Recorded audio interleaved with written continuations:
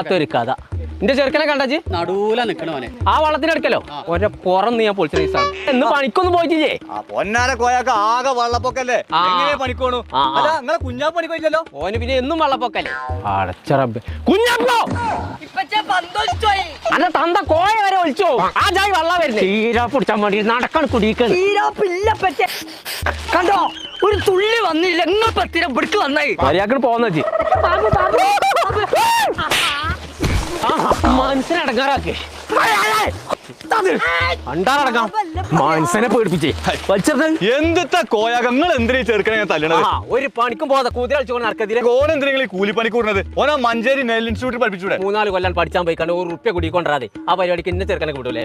6 മാസം കൊണ്ട് പഠിപ്പിച്ച് ശമ്പളം കൊണ്ട് ചെക്കൻ പെരേക്കിന് വരും